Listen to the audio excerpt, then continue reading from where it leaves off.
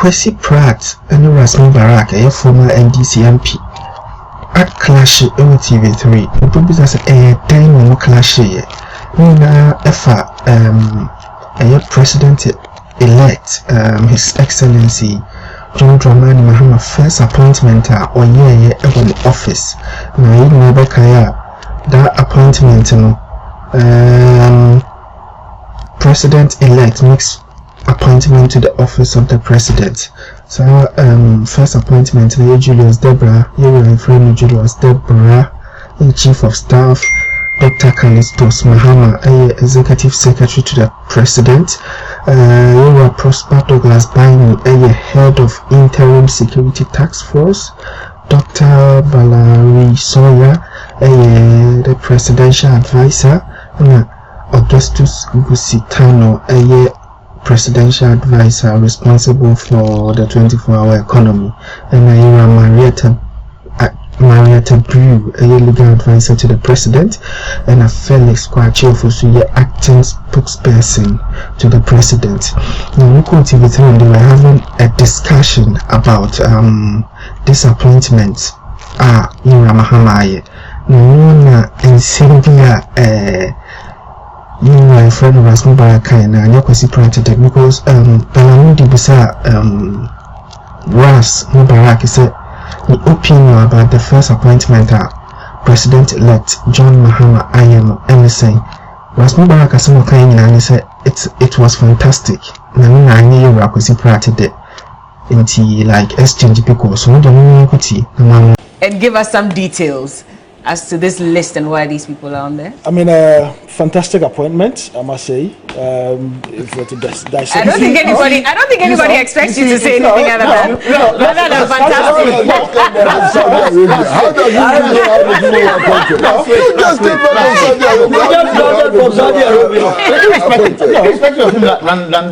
How does these are some of the things we said in previous administration. Okay, I will draw the word fantastic. No, you keep it. Brilliant. Brilliant. It's too late. Wait. Okay, just you put in these words.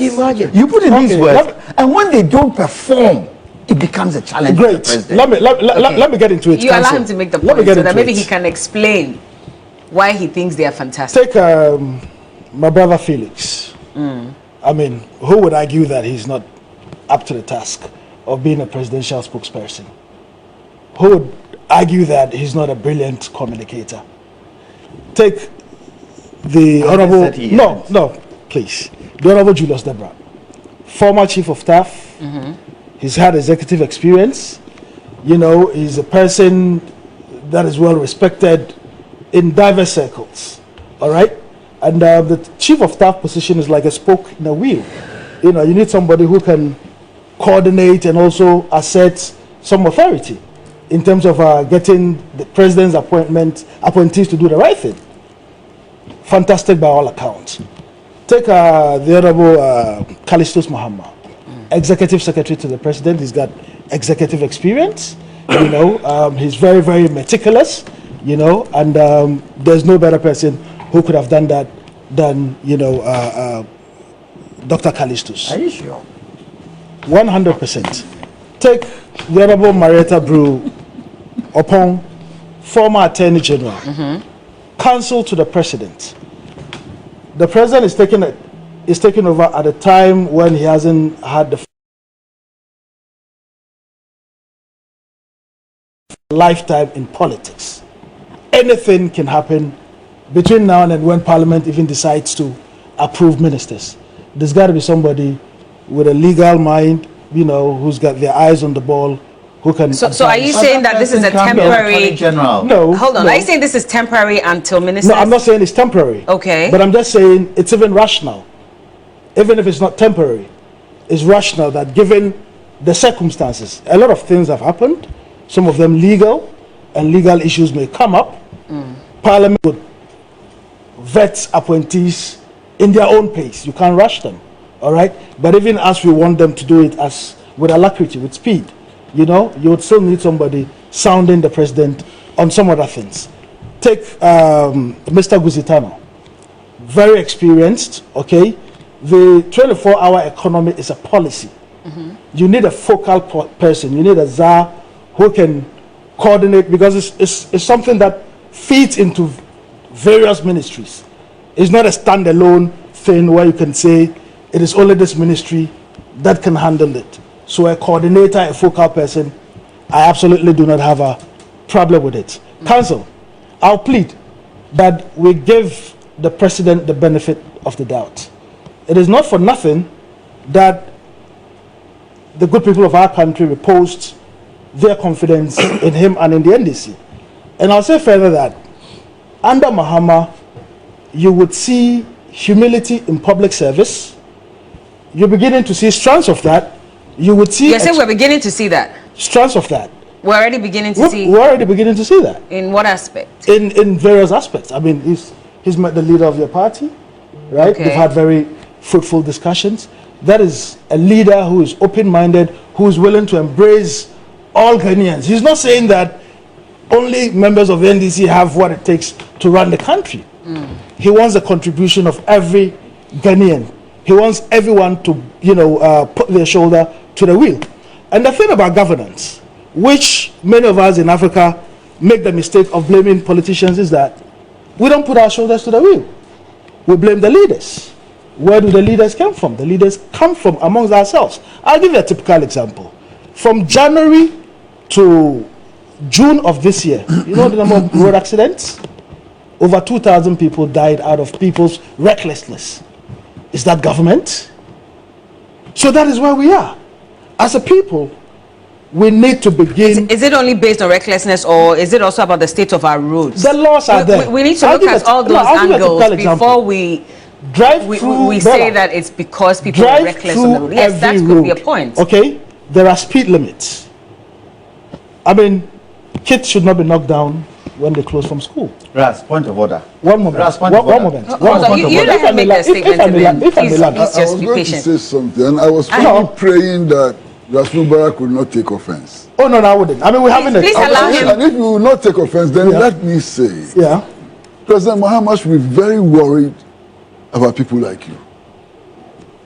He should be very worried. Why your are you reason? saying that? And let me give you the reason. Okay. I mean, you don't know why these people were appointed. You don't.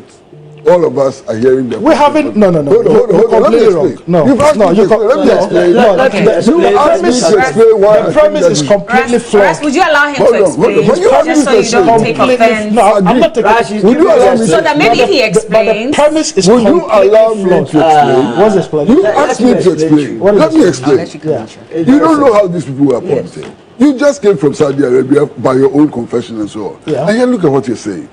I know these. Hold on. There are some issues which are so glaring. You don't have to be a supporter or against the president to see them. The Constitution makes it clear that the legal advisor to the president is the Attorney General. Hold on. Now, when this appointment is made, you ask yourself, so is it that the president could not have appointed the Attorney General? That's why he's gone for Marietta and so on. You completely wrong. Hold on. I disagree with Ras, you. you let him land. I'll give you a full time to respond. I'll give you enough time. Okay. Now, if that is the case, why doesn't he use his Attorney General designate to give him the legal advice, so that solves the problem? So we don't have answers. It may be for very good reason. You understand? The president may have made this appointment for very good reason, very good rationale and so on. But we as citizens should begin to think and ask questions. Why did this happen and that did not happen? You don't just say that it is all fantastic. No. All fantastic. And you don't know. Okay, so would you allow Ras to now? I think Mr. Pratt has got this. it completely flawed. I mean, it's a matter of opinion. He's entitled to it. You know? Which aspect of it is a matter of opinion? Is the it fact that yours is not a matter of opinion. Sorry, sir. Please allow him. So you can't begin to suggest that your opinion is superior to somebody else's opinion. That's I hold on to my opinion. I hold on to my opinion strongly.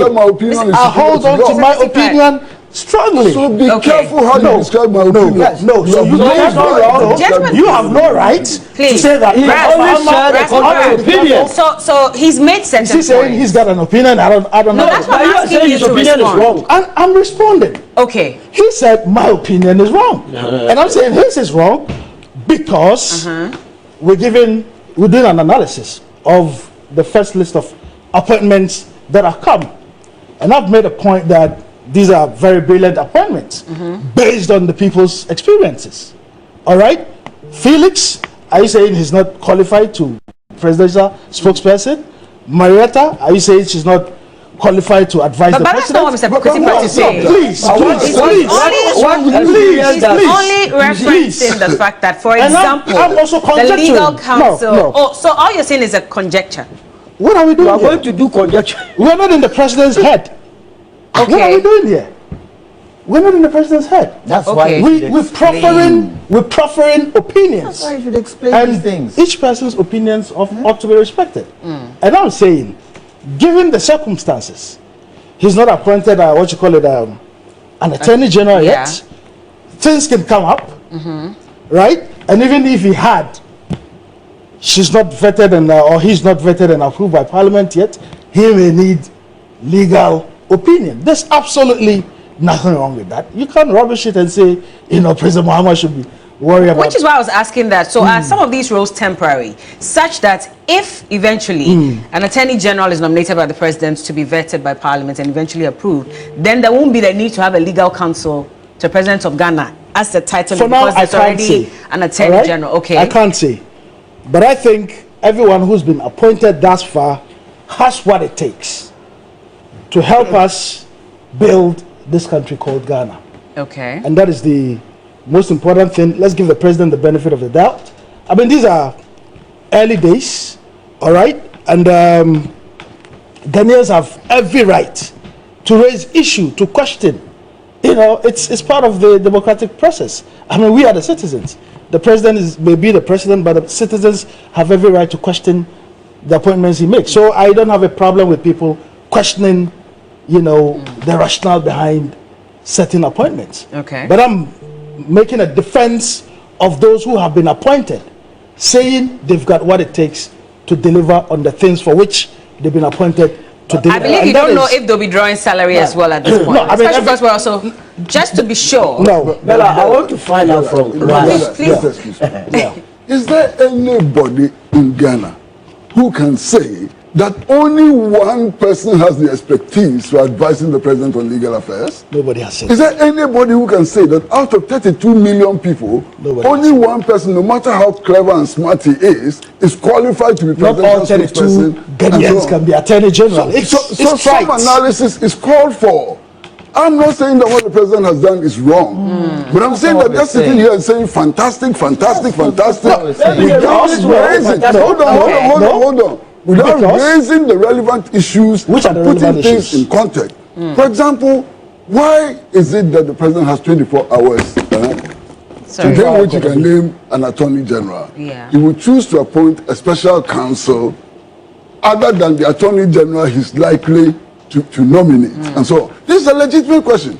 This question does not mean that what the president has done is wrong. It doesn't mean that what the president has done is right.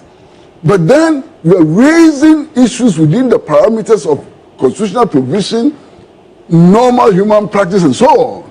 You understand? That's all I'm saying. Okay. And I'm saying, give the president the benefit of the doubt. We give someone the benefit of the doubt. You can't compare. You can't. How can you run the country to the ground? How did he do that? He ran the country to the ground. How did he do that? Because we allowed him. We allowed him. He was not listening to anybody. Nobody said you shouldn't ask questions. Nobody's made that suggestion. So what experience does Gusidano have in 24-hour economy? You are talking about. I'm saying, with 24-hour economy, it's not a sector-specific policy. But every sector is going to have a minister. So why do they need it? Pipe down. Yeah, Even if every sector is going to have a minister, yes, you would still need a focal person. All right? And I'm saying, with Mr. Gusitana's experience in government and out of government, he's rightfully placed to be the focal person, if you like, the czar of the 24 hours. And that's your personal opinion, you're saying. And there's absolutely nothing wrong with that. Absolutely nothing wrong with that. Bella, and I'm saying that so they're drawing salary, just to be sure. To land on this, Bella, we voted for President Mahama and the NDC to deliver on our pre-election promises. The man hasn't even sat on the seat. He's made his first set of appointments. Ghanaians have legitimate cause to question these appointments. I'm sitting here knowing them, you know, some of them senior colleagues, and saying they are fit for purpose, saying they can help us, you know, deliver on those promises. There's absolutely but you also agree that there should have been some further explanation as to why. Just not necessarily. And you're not the only person on this panel who knows those who have been appointed. Not necessarily. All right. Not necessarily. But hold on. I'll let you come in. Correct me if I'm wrong. You were saying something about accidents, and the government really doesn't have.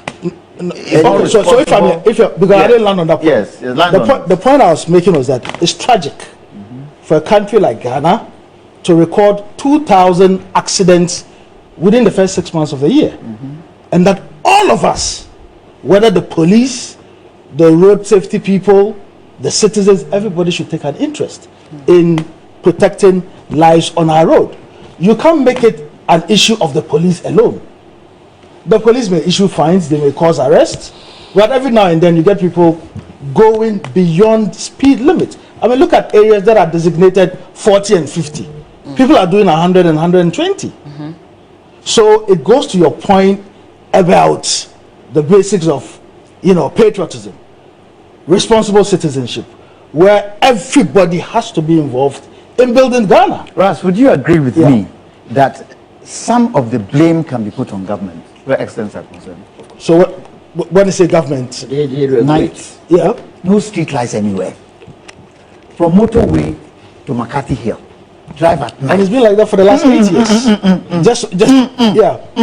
So it's been like that for the last 8 years. It's been like that for the last 8 years. Beyond the 8 years. No. So we should take it beyond. I'm actually supporting your point, which is that it's been like that for 8 years, which is wrong. Beyond the 8 years. Can we be fair and say that it's been like that longer than the 8 years? I'm saying that your party has been in power before. Yes, but it wasn't like this. Who said? No, you're saying lights, the motorway. The motorway was not dark. I haven't said the motorway, but I'm saying street lights. The present drive moment, through listen, Accra. at the present moment, that is the first thing President Mahama should do. Drive through Accra. Almost every street corner is dark. It wasn't like that before we left. It was dark. For the last, as far as I can remember, 3 to 4 years, you see the Ghana Standard Authority. Yes. You see the traffic light there on the Legon Road. Yes. The traffic light that points to the left, if you are coming from the airport, has been dead for 3 years. And you should see the commotion at that junction. How do you blame citizens if accidents occur there? If accidents occur there, it is not because citizens are irresponsible. And it's because partly because some of our citizens are irresponsible, no doubt. But also the fact is that government has not lived up to its responsibility. Absolutely. We pay for street Absolutely. lights. Absolutely. We pay for it. So we're singing from the same hymn book, except that I'm saying all of us should be citizens and not just people who are elected. You know, and that if government doesn't listen, you can't be citizen. If government doesn't listen, there's civil disobedience. Yeah, but that's waiting 4 years to vote. But we should have a way to keep government in check. Civil disobedience. If I am criticizing government, it doesn't mean I don't want the best. Of course. In fact, people that criticize are the ones that even want that mean well. So what we are doing here is also to enrich the governance structure of the country. And I believe the president will listen to it. If there are any good deeds in there to take or take away, he takes it. Rather than we be on the offensive or defensive. What you are doing tonight seems to me that everything is okay. But at the end of the day, if you don't take care, we start on this tangent, then it becomes the usual political football. NDC comes here, they believe everything is okay, and people comes here, they defend. I don't see anything wrong with the first set of appointments. That's fantastic. That's fantastic. And it doesn't matter of personal opinion. Okay. You may decide to disagree, but you know, they are competent enough. There's nobody has said there's anything you wrong. know. All they're saying is that reasons should be given. Nobody has said that they are incompetent. Exactly. So what's the haggling about? All right. So what's the haggling about? So what